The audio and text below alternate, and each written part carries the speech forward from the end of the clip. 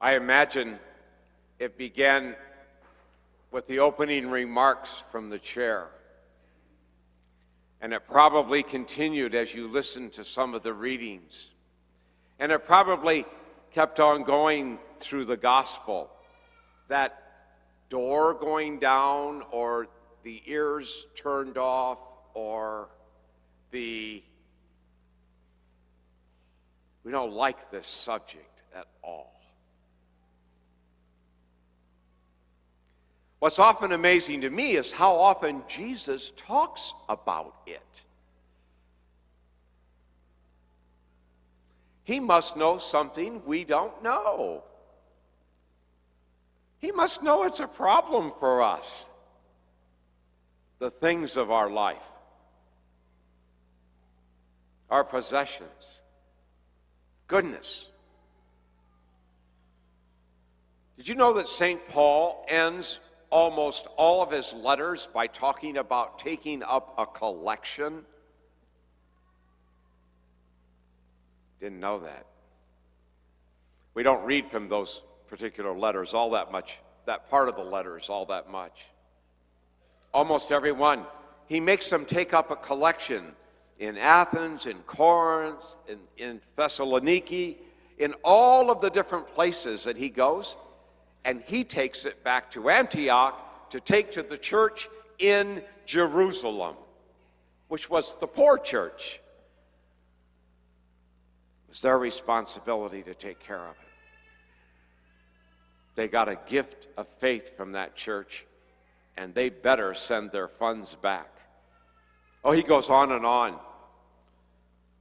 Probably more with the Corinthians than anybody else. They probably had more. That's probably why he got after them more. But you know that Jesus tells story after story like this? They're really stewardship stories. That's what they're about. But there's one after another, after another, after another in the Gospels. You've been given how many blessings? Make a return.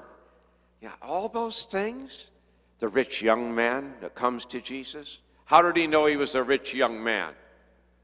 I mean, I don't think he probably had a tattoo in Hebrew, I am a rich young man, across his face. Probably because of his clothing. Everybody wore the same natural colored linen tunic. Everybody, men and women, wore the same clothing. And you only had finer clothing if you had the means to do it. You only had colored clothing if you had the means to do it.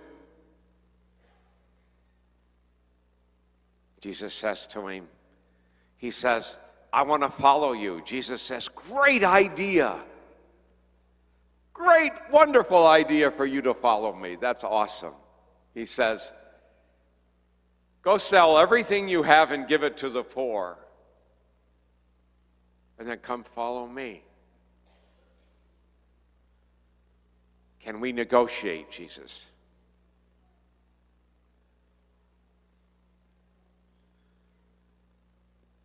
This gospel says the man walked away sad because he had many possessions.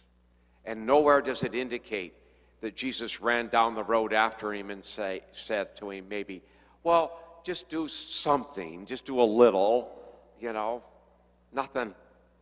In his case, obviously Jesus knew his heart and his soul and knew that he was totally possessed by his possessions. And he wanted to follow him directly, that directly as a disciple in his company. You would have had to get rid of it.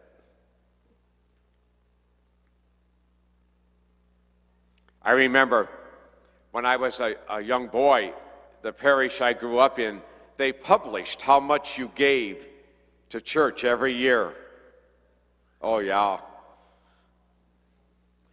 It was for about 2 weeks one of the topics at the breakfast table in my home. My parents would go through it, see what they gave, go through, see what other. And most of the people, this is a long time ago, folks. I'm a little older than many of you here, most of you probably in this room. But it was about $1. My dad gave $1 a week, and I can remember the conversation at the table when the priest at our church said, should try to increase that, and he increased it to $2 a week, and it was awesome, you know? And boy, the next year when that publication came out, we were looking, see who gave what, how much, all that kind of thing. When I was a newly ordained priest, one of those first years, I went home one Wednesday, usually the day I've taken off. So I went home that weekend, or that day, and my father was one of those people who, when I came home, if the pastor had done anything in that parish, he flew it by me. Sometimes I would shudder and say, oh, please don't go there, Dad, don't go there. But he would. Well, the pastor had gotten up and really had a new pastor in that parish. And he got up and he told the people that they really needed to up their giving. We couldn't pay our bills, he said, and went on and on. So my father's relaying all this to me, and I'm going, oh, what am I going to do with this one? And my younger brother, who was now out of school and on his own, making good money on his own, was at the table. And my dad said, he just said we should be given a lot more money. And God loved my brother, he saved me. He looked at my dad and he said, you still giving $2 a week? My father's eyes got real big. He said, I give 20 a week. The next week, my dad gave 25. And from then on, it was 25, Not to be outdone by his youngest son. I didn't have to say a word. That was glorious. Isn't it interesting how touchy it is, though, when we talk about it? I think Jesus is trying to say to us today, and it really isn't about numbers. It's not about amounts. That's the thing we've got to get away from. It's about the attitude that we have toward what we have been given and blessed with, the gifts we have. And it's not only about treasure. It's time and talent. Some of us are greedy with ourselves. We don't share ourselves, time or talent or treasure. If you have enough to take care of your basic needs, you probably have some more than that then, and you can, and he's expecting you to share. We don't do it. We don't. You know what we do? We don't have enough, do we? Do you ever notice how you don't have enough? Do you ever notice how there's not quite enough? Not quite enough. How's come I keep getting more stuff in my life and then I need more of it? Where does that more come from?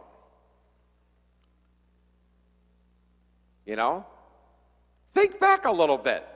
10 years ago, you said you had this much stuff, and you said, that's not enough. So you got more over the last 10 years, okay? Let's just say you do. I think most of us probably have overall. And what? It's not enough. But it is enough. That was one of the things my parents used to say all the time. We don't have enough, or just not quite enough yet. But you know what? I never lacked for food. I never lacked shelter. I never lacked a home. I never lacked being loved, being cared for in that home. Kind of makes me think we probably did have enough. and some left over.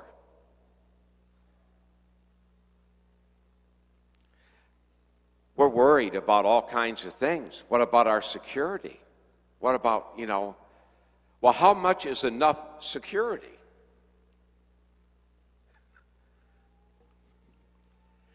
We have to think about these things. That's what Jesus is challenging us to do. Because I truly believe, I know the difference when I personally, in my life, moved from just giving to the church and going into what Catholic stewardship, trying to live stewardship-wise. Giving both myself, my time, my talent, and my treasure away. I know the difference that it made in me. It changed my life. Ever since then, I've had enough. Isn't that crazy? I've had enough. It's an attitude. The opposite of greed is generosity of heart. Time, talent, treasure, everything. There's plenty. The crazy thing about God is, the more you return to Him, the more you get. It doesn't make any sense by the world. The more you give, the more you get. And it comes in all kinds of blessings to us. It's just blessings all over the place come to us when we open up and become generous with the one who was so generous that He gave us life itself, His Son on the cross. Blessing upon blessing, more than we can even count, makes a difference. I think when I say I've made a transition into stewardship in my own life many years ago now, but you know what? Greed is still there. It still lingers. I still get that. Do you have enough? Do you have enough? Is there enough? Will there be enough? If I give this little more, or if I help here or help there, will there be enough? You know what? It's born of fear. For a disciple, Jesus tells us, He does. The more we let go and let God, the more blessed we'll be. How wonderful.